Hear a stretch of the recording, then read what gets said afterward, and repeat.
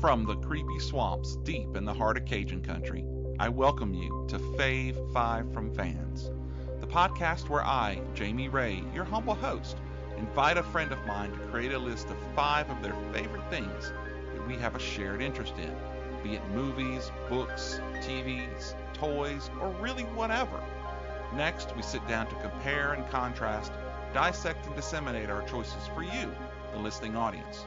We'll start off with honorable mentions, those selections that just didn't make the Fave 5, and then trade off our choices backwards from 5, 4, 3, 2, and finally number 1. All that's left is for you to decide who's right, who's wrong, and will we still be friends after all this? You may be asking yourself, hey, who is this guy? Well, I'm a dad, a husband, a son, and a brother, among other things. I'm into Star Trek, Rom the Space Knight, zombies, and cheese, though not necessarily in that order. I'm an avid fan of movies, all kinds of movies, but I'm especially rabid about horror films. I'm also a longtime Trekkie, still going strong. As a Trekkie, I made some close friends, and we travel all around to Star Trek conventions. That made for a lot of windshield time, and a lot of what's your favorite conversations.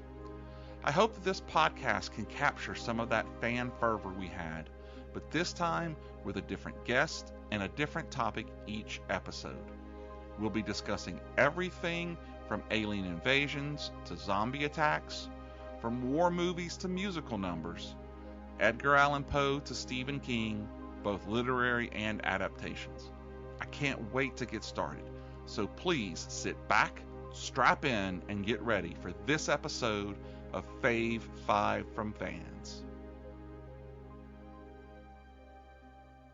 Hello everyone, and welcome to this special bonus episode of Fave 5 from Fans. Today I have a guest who you might remember from the Fave 5 70's action and superhero shows, Patrick Bennett. Hey Pat, welcome back. Hey Jamie, glad to be here. Thank you. So today we're going to do something a little different. That's why it's a bonus episode. We are going to talk about superhero TV from the 70's and 80's. With all the different CW shows today and the DC Plus streaming service and Netflix's Marvel and DC, it makes you really think about the shows that we used to have as you and I were kids. So I would love for us to kind of just bat around, no particular order, no particular anything, and you out there in the audience, join us if you like, comment on the episode, tell me what we got right, what we got wrong. Of course, there are no wrong answers. But so let's get right into it, Pat. All right, Jamie, what do you want to know? Okay, so you're on a deserted island and you have a tablet. And that tablet only has one superhero TV series from the 70's and 80's. Oh boy. Which one is it? You get the whole season. I mean, the whole series. Okay, all right. So which one is it? I would have to go with The Incredible Hulk. Oh, good choice. That actually was the only right answer. Wow. So tell us why you love Incredible Hulk so much. Dude, I've always loved the Hulk. And, you know, it's not like Batman who just puts on a costume and then he's Batman. And then, you know, Superman, he takes off the glasses and opens up the shirt and he's Superman. Right. The Hulk's a completely different being, you know? Yeah. This guy transformed. The only other one that's kind of like that to me is the new Shazam, you know? Right. Billy Bats in terms of Shazam. But the Hulk, he transforms into somebody completely different. He doesn't need a disguise, you know? Yeah, yeah. That is his disguise. He's Banner, you know, and now he's the Hulk. But just the strength of this guy and the rage. I mean, I can remember as a kid getting mad in my room at my mom or something. And I would just... Waiting for it to turn green. I would do that Hulk roar. Uh-huh. And just, man, I don't know. The series just... I liked how calm and gentle Banner was. Mm-hmm. And Bill Bixby did an amazing job. Amazing job, man. I just liked his character there. And then as far as the Hulk went, I thought Ferrigno made a pretty good Hulk. I did too. I mean, there's no CGI back then. I mean, you just found a bunch big of green muscle paint guy and painted him. Yep. You know? Shoot from below, make him look big. Yeah. I just thought it was an awesome series. It was a great series. It's 5 seasons, I think 80 episodes, and then you've got, 3 movies, I think, that came after it? You know, the only thing, of course, now with everything, we want so much more. And we talked about this in our previous podcast. I wish there had been more powerful enemies for the Hulk like to fight. comic book type villains. Exactly. Yeah, I noticed in the 70's, just about all your superhero shows were like that. Right. I don't know if it was just money. They didn't want to spend that much making the costumes or the special effects. Yeah. So they went with just ordinary people were the villains. Yeah, and that actually, I mean, as a kid, you don't really notice it as much. Yeah. Because back then we didn't have all of these movies with all these characters crossing over. But we did notice because we were reading the comics, you know. Yeah, you're right. I always thought it strange, speaking of the comics, is that he was Bruce Banner. Right. In the comics. Why did they change that? Do you know? No. Do you? No, I have no idea. No, but they changed it. Sure enough, they changed it to David Banner. Maybe Kenneth Johnson just wanted it to be his own, I guess. I don't know. But even with the superpowered villains not being in the show, I enjoyed what they did with it. Because we had, like you and I talked about, the first, which had a man who 30 years ago had been a Hulk, and he tricks David into bringing it back. And then you had the 2-part Prometheus episode, right? Which, if I'm not mistaken, we talked about the comics. I think the group that sets up to capture him is an actual group from the comics. From the comics? Yeah. But I loved how they put the applications onto Bill Bixby and kind of half did him, so he looks like the Hulk trapped in half transformation. I thought that was very cool. There were a lot of great episodes from this series. Was Prometheus the episode where there was the dream sequence where Bixby and Ferrigno were in the same scenes? I think that came later. Okay. This is the one where out in the desert they had like that cage. Right. That was later. Right. This is the one where David is out in the woods and a meteor lands and it's got some strange radiation. And he's stuck in half transformation. Right. And then the Prometheus group comes out to try to retrieve it, and then they try to capture it. Right. Yeah. I remember the helicopter. Didn't they have like a dome they were trying to drop over? Yeah. I want to say that was in one of the movies. Okay. I could be wrong. You're shaming me here with my lack of true Incredible Hulk knowledge, but I want to say that was in one of the movies, maybe Death of the Incredible Hulk, where you do see both of them together out in the desert, because I think that's supposed to be in his mind. Right. It's like a dream. And then you've got, we wanted supervillains, so we end up getting Daredevil and Fisk and Thor, all in the trial of the Incredible Hulk. Yeah. So at least they started to do that, even though the Thor was... I wish they would have kept it going, but Bixby was sick, and then he finally passed away, and it just all ended right there. Yeah. And it's so hard to imagine somebody else being here. I mean, Ruffalo and those cats, they do a good job, but Bill Bixby's always going to be Dr. Banner for me. And don't forget about Jack Colvin. McGee. McGee was actually, I saw him the other day in that 3-part Kill Oscar. He's like a Russian scientist or something. He's got a very small part in it. But man, that guy was, he was dogged.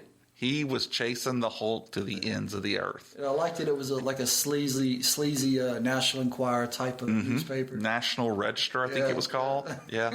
Do you remember the episode where he and David are on a small plane and it crashes in the wilderness and he's blinded? Right. And the Hulk's there. Yeah. And so I think David Banner has to help him get out of it, and here he is helping the guy who's making his life miserable. Those are some good episodes. I think there was one, and maybe I'm crossing it, but I think there was one with like Rick Springfield, and there were so many of them. Pat Morita was in I think 2 different episodes from 2 different seasons, playing a recurring character. But I will always really, really liked the Bride of the Incredible Hulk. Right. Mary at Hartley, I believe. That was such a great episode. I think that music won an award, like a Golden Globe or something like that. I know that Bride, that was it? It was 2 parts. Yeah, it's 2-parters. I know overseas they actually released that episode theatrically. Yeah, I remember hearing that. In my office at work, I have a movie poster from another country. Oh, really? Yeah, of that episode. That's cool. Yeah, that theatrical poster. Yeah, you finally felt like, oh, this could actually happen. It could actually work. Because as a kid, you don't think about the fact that, no, they're going to keep the series going. Mm-hmm. But I remember really being invested in thinking, oh, great, he's finally going to be cured. And then once again, fate steps in and takes it all away from him, you know? But that's a great choice. Lots of good episodes to watch. Before you change subjects, tell the story about your school project. Oh, God, do you remember that story? So, as a kid, I want to say, actually, I was like a freshman in college. Freshman in high school. We had to do these weekly things and themed. And so mine was going to be obscure Hollywood effects. I had to draw this thing, and one of them was like Mr. Spock's earmuffs. And so they're set, like his ear was done. And the Invisible Man wardrobe, and it was a picture of just a hanger. And I did the Incredible Hulk's makeup, and it was a 55-gallon drum that had green paint and a roller sitting up next to it. And so many years later at the Dallas Plano Comic-Con that they had there, Lou Ferrigno was going to be there. And so I was so excited. And I went back and dug that project up. And as I'm going through the line, I've got my Hulk figure that I'm going to get signed. And I think I brought a card too. And I get up there, and I know that he has the hearing impairment because my wife worked for an audiologist. So I knew to look him direct in the eye and to speak. And I said, I just wanted to show you this project because as a kid, you were so formative in my life. And I showed it to him, and he just laughed. He thought that was the funniest thing. And he signed my stuff. And I was so excited to have finally met him. And so I go off, and then later on, here he comes walking through, and I'm like, and I give somebody my phone. I said, take a picture. I said, excuse me, Mr. Lou. I said, could we do the pose? And he kind of looked at me with this weird face, and I kind of got a little scared. I mean, I'm a grown man, but I kind of got a little scared, and he was like, yeah, sure. And so I'm standing in front of him doing the, and he's behind me going, and I was giggling like a schoolgirl. Oh man, that was I can't remember. I can't believe you remember that. That's awesome, man. I remember great stories. That is a good one. So they've actually had. I was surprised when I went back to do a little research on this, and not much because I wanted it to just kind of free flow, but. It seems like DC has had a lot more series than Marvel did. Now, this is, again, we're talking about, the older episodes, not all of this new stuff. But they had the Adventures of Superman with George Reeves, and that went on for 6 seasons. And then you had Batman for 3 seasons, which, of course, that was crazy. I mean, that was just such an interesting show. The only thing about that show is that some of the villains would change actors. And even like as Mr. Freeze and Riddler. The Joker, and that always kind of threw me a little bit. I remember when the movie came out, and he had a mustache underneath the white makeup. Yeah, Cesar Romero. And I'm thinking, do they not think we know this? That we see this? But still, it was a fun. I mean, they had some. Vincent Price, was on it several times as Egghead, exactly. And then we moved into the 70's, where I'm sure you and I were digging it. Shazam, sure. Secret of Isis, oh yeah, and then Wonder Woman, Wonder Woman. And I know I was in love with Linda Carter. I still am. Oh, my God. That woman is so beautiful, so classy. I mean, I actually was one of the best things about the Supergirl series was having her on there as the president. I was sad when they changed it. Yeah. Bruce Boxleitner did a good job, but I hated the character. But she was great on it. There was a lot of them through the 70s, the 60s, the 70s, and 80s, where, as far as I could tell, the first real Marvel thing that came out was, do you know what the first Marvel series? I know they did that TV movie of Doctor Strange. Yeah, that was a little bit later. The first thing that I could find were the Spidey super stories from the Electric Company. Exactly. Yeah. And so that did pretty well. I think it ended in 77 after 3 seasons. But, of course, they're only a couple of minutes long each. I like that Spider-Man costume. Yes, I did. That's pretty cool. And so then they came out with the Amazing Spider-Man series after the Electric Company ended. Nicholas Hammond, who has eluded me for 25 years. I've never been able to find him to get an autograph from. I thought I heard he's living like in Australia. He was living in England, I know, for years. But I actually wrote to him a couple of times and never got anything back. So yeah, I like Nicholas Hammond, but I thought it was a strange choice, though, because I had that little vibe to it. I can't really speak to that, but what I can say is that I thought he was not at all the way that Spider-Man was. Because Spider-Man was always wisecracking. Right. He was always making jokes. That was the whole thing, is that he would get his villains mad at him. And this was an older actor to be playing Parker. It was, and even he didn't even feel like he was college age. Right. But no, I feel you. It was definitely a different vibe. Yeah. That's one of the reasons why I think Tom Holland is so great in the character right now. Sure. Is he really has it down pat. He's got the cool Parker vibe who's still a kid. I mean, he's still nervous around MJ.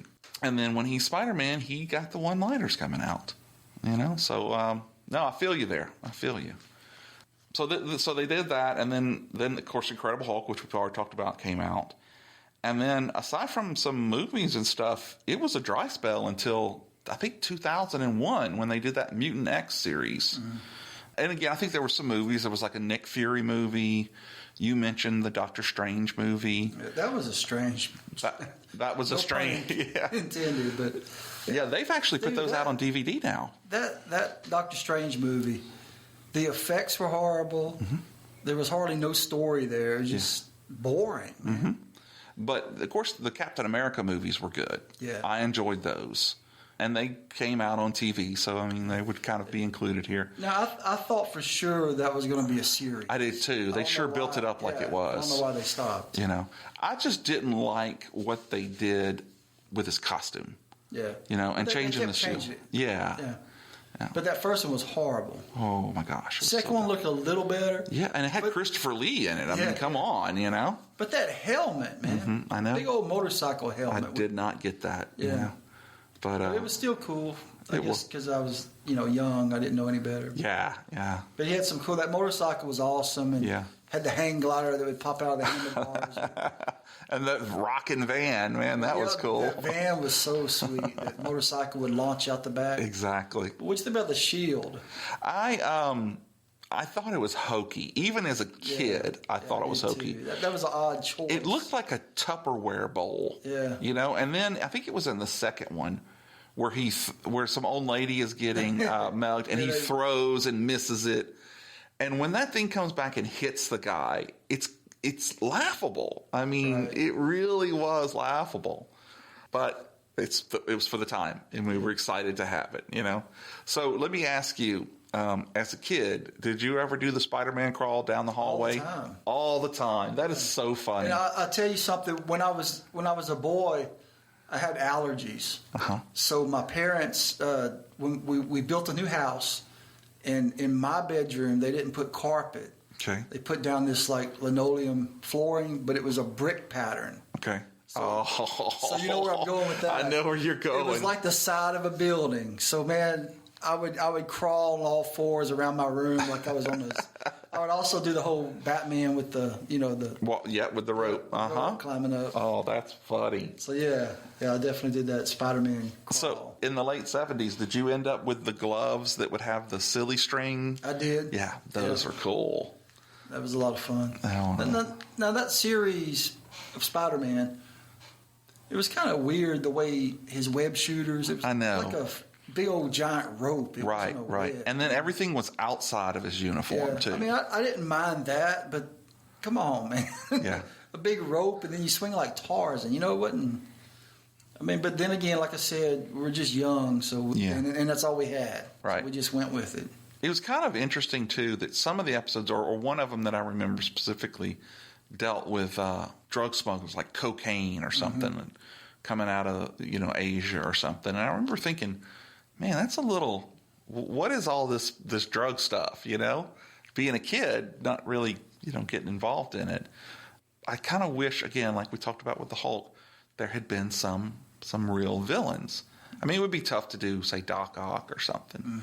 But, you could have done a Green Goblin, even in a costume, you know. Now, I'll tell you a show that I wish they had gone through with. I don't know if you've ever seen stills of this, but did you ever see the Daredevil and Black Widow show? I've seen pictures. You've seen pictures of it? Did you see pictures of the She-Hulk? No. You know who the She-Hulk was supposed to be? Because they did makeup tests and everything. Who's that? Brigitte Nielsen. Oh, wow. So you should go and Google it because she's got the really big black and green curls. It's about Sonja, right? Yeah, exactly. Red Sonja. Yeah. And, of course, it didn't go. But the Black Widow and Daredevil, I think that would have been a cool show, especially if they were using, I think it was Frank Miller's storyline at the time. That could have been really cool. But we didn't get it, but we did get some really cool stuff. We got the Superman series from the 80s. Superboy, excuse me. I really liked that series. Yeah. I thought it was a lot of fun. And now they brought in some villains. Oh, they had all the villains.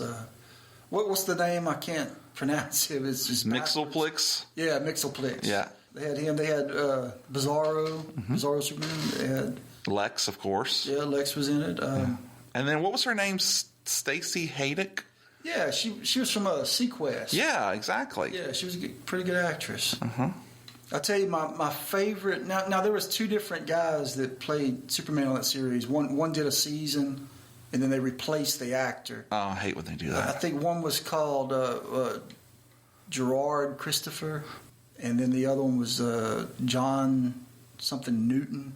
And see, that's kind of like what they did with Shazam. Shazam, exactly. Yeah. You've actually met both Shazams, haven't you? I have. Yeah. Were they in the same room? No. But on Superboy, I met the first actor that played Superboy. I met him in New Orleans at a convention.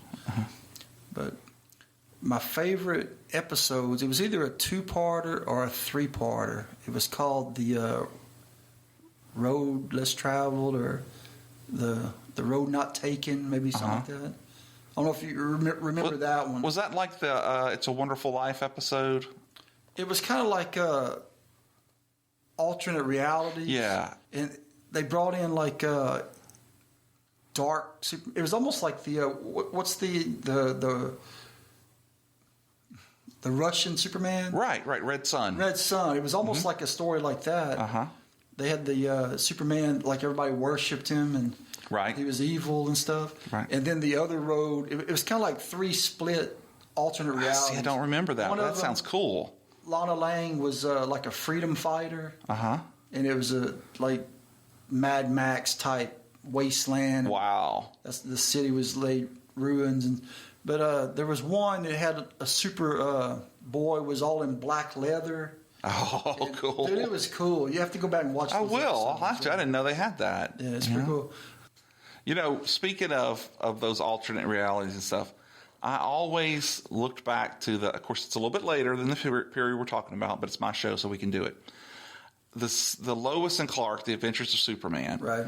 I always thought how cool would it be to either end a season or end the series with Clark and Lois and them at the Daily Planet in that big room that had the big window that overlooked the city, and have something come crashing in through the window and land on the floor, and everybody kind of comes around, and the camera came down, and you see the red cape and the yellow S, and the black hair, and then you turn up, and it was Christopher Reeve.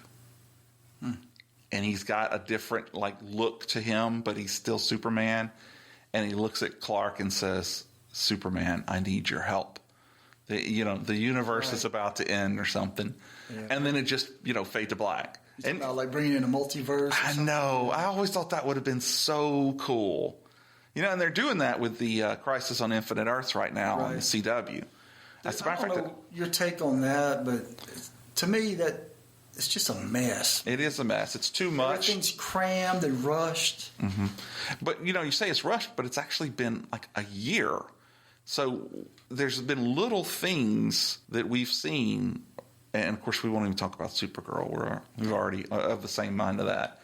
But it feels like you string it out slowly with all these little things, and then, boom, you push it all together in these few episodes. And it's over, and let's move on to something else. You rush through everything they do. It's just, I agree. A mess. Now, don't get me wrong. I enjoyed watching it. It had some stuff. Look, you see in the different actors and that. That was awesome. That. Yeah, especially Kevin Conroy as the aged Bruce Wayne. And I'm kind of glad that they didn't do, or what I thought, I guess I should say, is I know that you couldn't have Linda Carter in as Wonder Woman because she'd been the president already. But how cool would it have been to have Kathy Lee Crosby as Wonder Woman, being from that one pilot that she made. She could have still had Linda Carter, just from a different Earth. Yeah, that's true. I guess that's true, There's sometimes when they do things in these movies, I just don't understand why they do it. Like, why didn't Linda Carter, why hasn't she been in one of the Wonder Woman movies? Mm-hmm. She could have been the Queen, or she could have been, something. She's been so important, to that. To so many people, guys and girls, for all these years. I don't know. In the 70s, there were a couple of other shows I liked that weren't actually Marvel or DC, but like when I was a little kid, like in kindergarten, Electra Woman and Dinah Girl, yes. You remember that? I do remember that. Deidre Hall. Yeah, she's still on TV now. Yeah, Days of Our Lives. How long has that soap been running? I don't know, but if I'm not mistaken, it's one of only a few that's still on TV. Funny story, you like these. Do you remember they came out with an Electra Woman and Dinah Girl action figure set? I have one of them. Yeah. I actually sent it to Deidre Hall at Days of Our Lives years ago and wrote her a letter and everything, and she wrote back, sent it back, signed, and wrote me a nice little letter. Nice. I've never gotten the other girl, to be honest. I don't know the actress's name. But something Strangis or something like that. Oh, okay. I'd have to go back and look it up. But I always have looked for that Marky Post kind of reboot episode that they did. Have you ever seen it? I have. Yeah? Is it any good? For listeners, that was a... they've also rebooted again. No. In a movie. I don't know who the girls are, but it was total trash. Oh, really? I didn't like it at all. That was a cool little show. It was that weird live TV look to it. But I'm with you, man. I'm with you. I enjoyed that show. It's kind of like a female Batman and Robin. Mm-hmm, exactly. They had the vehicle, they had the gadgets, capes. They had the guy in the cave or wherever he was giving them out, help. Oh yeah, no, I'm with you. That was a good call. Good call. And another was the Man from Atlantis. Oh, Patrick Duffy. God, that was a cool show. Pretty much like Aquaman. Yes, it was. Namor. Yeah, but he had a little bit bigger swimsuit. Yeah. Thank God. No, but I remember that, man, because he had the webbed fingers and toes, and he had the little gills. And didn't his eyes, do something, too? I don't remember the eyes, but I remember the webbing. Yeah, but no, I remember that tiny little yellow swim trunks that he had. And let's see, there was a submarine or something, some group that he worked with. Right. I actually think that you can get at least the 4 movies that led up to the series. Mm-hmm. You can get them from Warner On Demand or whatnot. Have you watched those? I have one on Blu-ray. Oh, really? Yeah, I got it from Warner Brothers. Is it the first one? Yeah, with Victor Bruno. Yeah. The villain, yeah. Yeah, he was a good villain. Yeah. So how does it hold up? It looks pretty good. Really? Yeah. Yeah. I liked it a lot. I can remember as a kid. Okay, you remember how he would swim? It's kind of like kicking his worm, legs. I can remember going to Indian Creek, Indian Creek over by Alexandria in Woodworth, and I would swim like that. Yeah, I remember. I did the same thing. I'd go in the lake, and I would try to swim with my eyes wide open. And our parents looking at us like, "Oh my God, what an idiot!" Yeah, I did the same thing, man. Oh God! Yep. And it was so cool to see him again on Dallas. Mm-hmm. I mean, he did a great character. But every time, I've always, when I see him, I see the Man from Atlantis. Oh no, that's a good pull. I forgot about that one, man.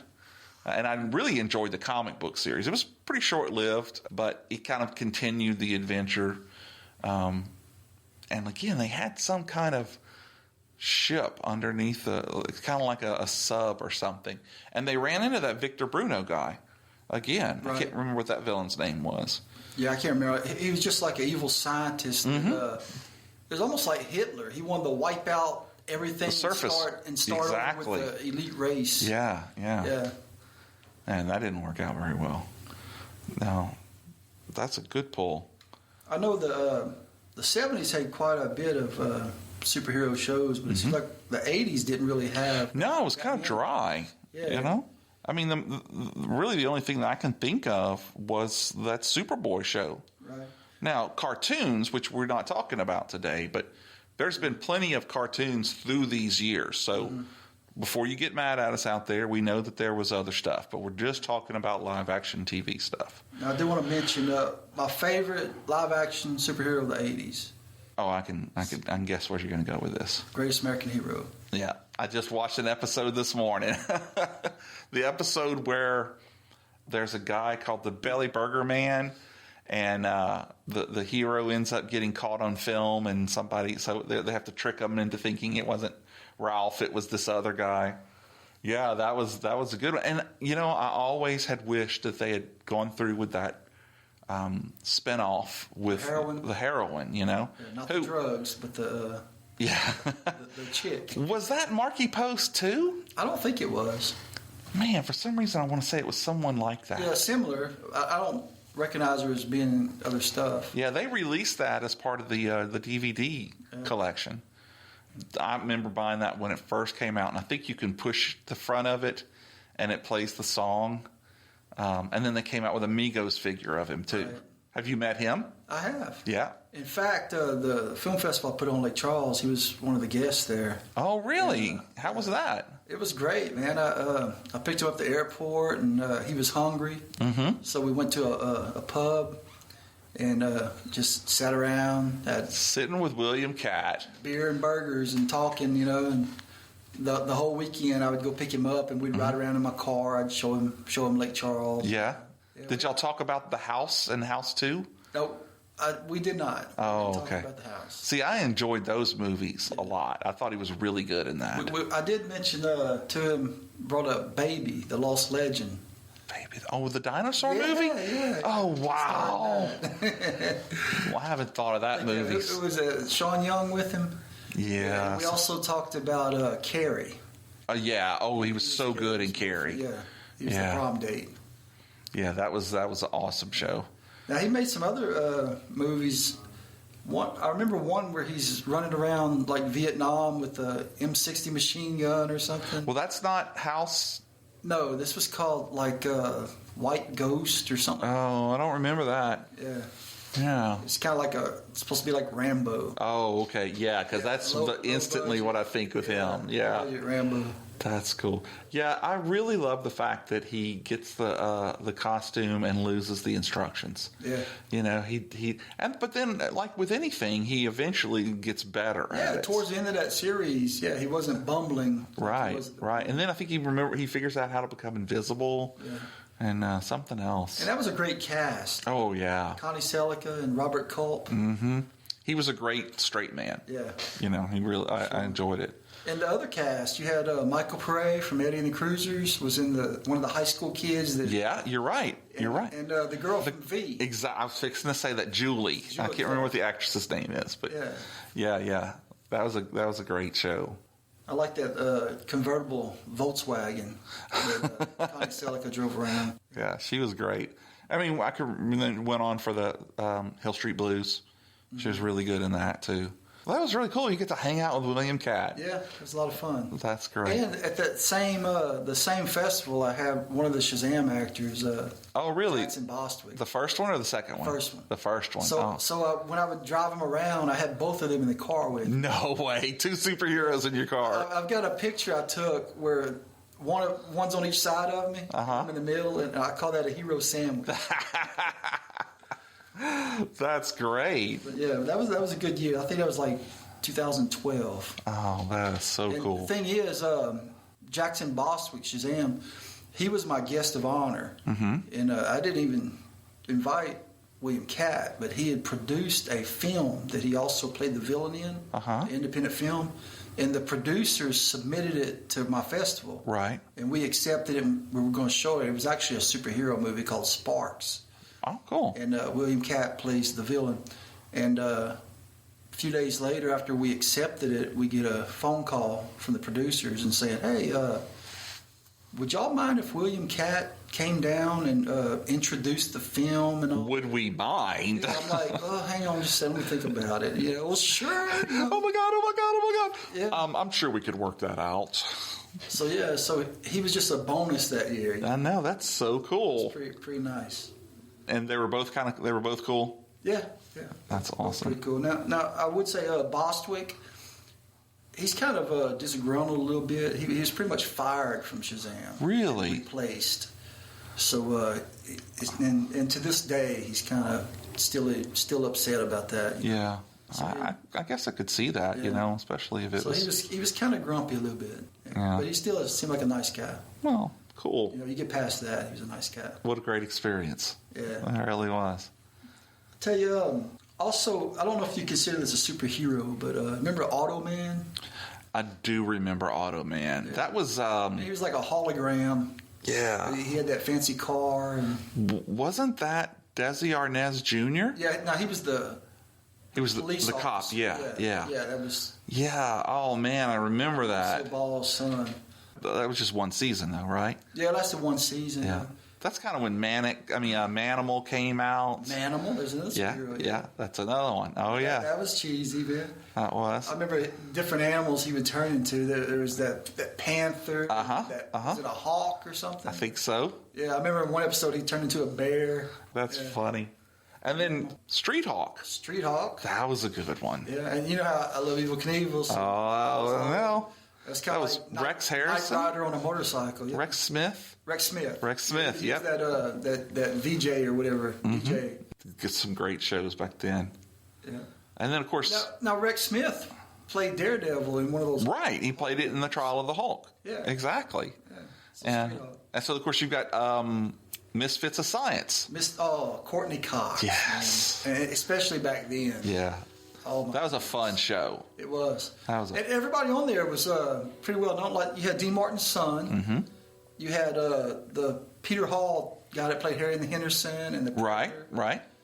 And man, there was some tragedy on that show that both of those actors died. Really? Yeah, in real life. Then you had Courtney Cox. Mm-hmm. Let's see. They also had that hero that was Johnny B. Good. Oh, yeah. I liked him, man. He wore the sunglasses and the leather jacket. That's Tina's favorite show from the 80s. Really? That's a good one. She loved that show. And then they had that weird guy that they kept in the ice box. Mm-hmm. Yeah. Yeah. Those some cool characters. Yeah. Oh. Now, that was just one season, wasn't it? Yeah, I think so. It should have went on. I really liked it. Now we're getting off topic here, but while we're Superheroes, 80s right, and 70s. it's my show. But I'm going to do it.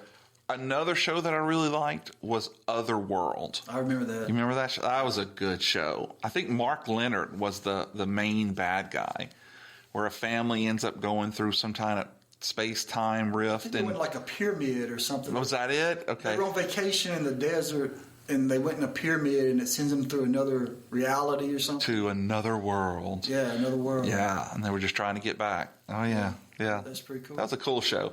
I actually taped a bunch of those off of Sci-Fi. Didn't it have was it the little boy off of Alf, or maybe the girl off of Alf? I think it might have been the girl off of Alf, now that you say that. That was a good one. Okay, so we can get back onto superheroes now. Let's see.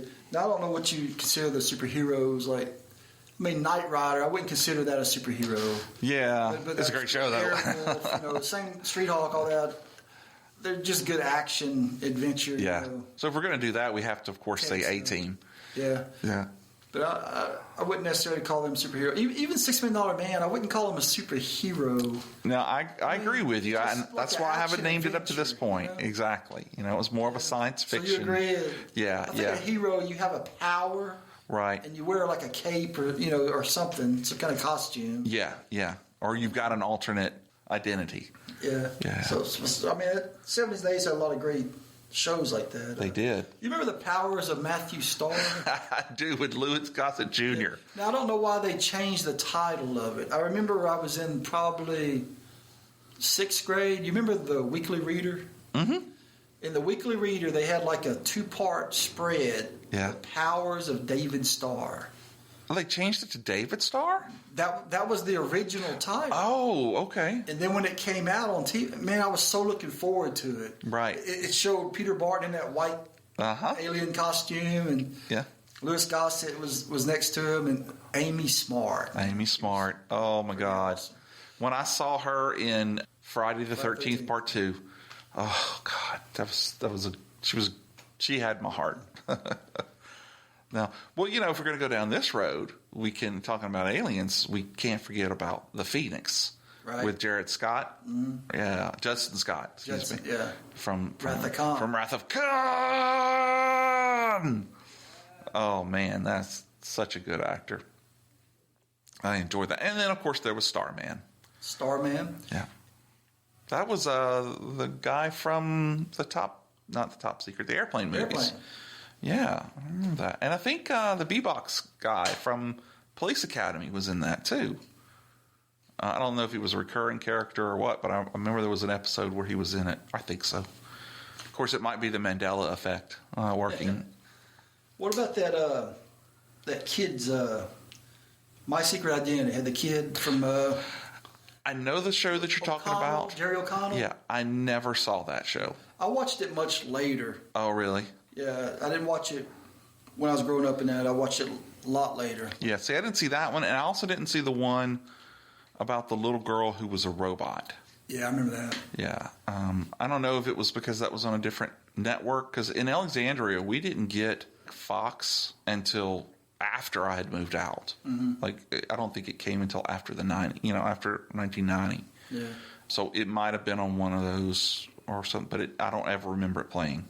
Speaking of 1990, 70s had a lot of superhero shows. 80s, not that many. Not that many, but a lot of action. But then when the 90s hit, man, we had Swamp Thing. Yeah. The Flash, John Wesley Shipp, and it's hard to believe he's still around. I know, and he's still playing the Flash. Yeah, yeah, exactly. I love the fact that they brought him onto the Flash first as his father, and then again as Jay Garrick. And then the Flash. Yeah. That was some perfect writing. I really enjoy that show. They are doing some really great things with it. Do you remember Mantis? I do remember Mantis. I love that show. Yeah, that was a good show. It was very good.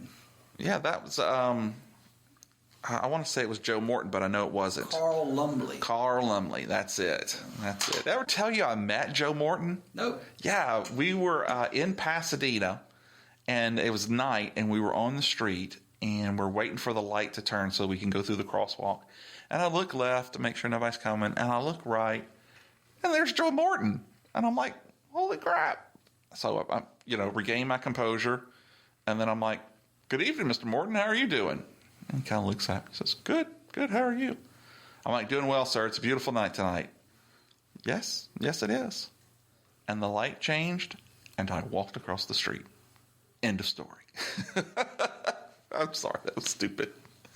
But it was kind of cool to see somebody out in the real world, So Terminator 2, Speed, all that good stuff. Doesn't have anything to do with anything. But...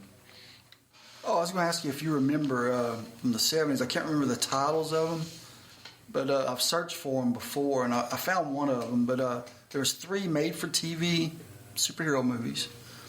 One was about a man. This was in the 70s. A man that gets shot and spinal cord severed. And he comes out looking like Iron Man. Yes. And he has his suit in the back of a van. I think it's like Inframan or something like that. I saw that. It was a theatrical release. Oh, was it? Because I saw that at the Mercury Theater the Don Theater in Alexandria. All right. And then another one was a guy, I think he got struck by lightning or electrocuted or something, and then he could shoot lightning out of his fingers. Don't remember that one. Okay, and then the last one was a Western hero. His family was murdered by desperados when he hid under the bed, and then they burned the house down. He escaped, and then he grows up to be kind of like the Lone Ranger. Yeah. Wears a mask, and he tracks down all those guys that killed his family. I don't remember that either. No, but I did enjoy the Lone Ranger movie. I remember when that... I know you no. I know you like God. I know you're talking about with Clinton Spilsbury or something. Is that it? Yeah. Oh, man, because I had the toys and everything. Yeah, that was so cool. Me too. Wow, this has been a great episode. I've really enjoyed reliving some of this. Is there anything else you want to bring up? No, I just want to say out of the 70s and 80s, the only 2 that really stand out there's more than 2, but anyway, my top would be the Incredible Hulk. Yeah. And from the 80s, the Greatest American Hero. That's some good stuff. Yeah. Well, out there in podcasting world, we want to say thank you so much for joining us and for putting up with us as we walk down the 70s and 80s memory lane. Pat, thanks for being here. Appreciate it. Enjoyed it. We're going to have you back real soon. I want to thank all of you out there in the podcast universe for joining us for this episode of Fave 5 from Fans. We love putting out this show and will continue to release episodes every Friday. You can find us on the AOC Podcast Network at www.aocinc.org. Look under podcasts, and we are Fave 5 from Fans. Or you can subscribe to us via Apple Podcasts and iTunes, Spotify, Stitcher, TuneIn, and Podbean. Please take a moment to rate and review us so more people can hear about the show. We'd also love it if you'd interact with us at Twitter, which is at Fave5 from Fans, on our Facebook page, and on Instagram. We here at Fave 5 from Fans are excited to be a part of the Slightly Irregular Podcast Network. You can find us at sipnet.us and on Instagram. The Slightly Irregular Podcast Network is a varied group of fellow podcasters like the Terrible Terror Podcast, the Podcast from Another World, Deadhead Radio, Paranormal Pativity Podcast, Angry Dad Podcast, Back in Time Podcast, From the Wastes, and us, Fave 5 from Fans. Remember, folks, it may not be the best, it may not be the most popular, but if it's your favorite, then it's good enough for us. This is Hulk Boy from Hollywood, signing off.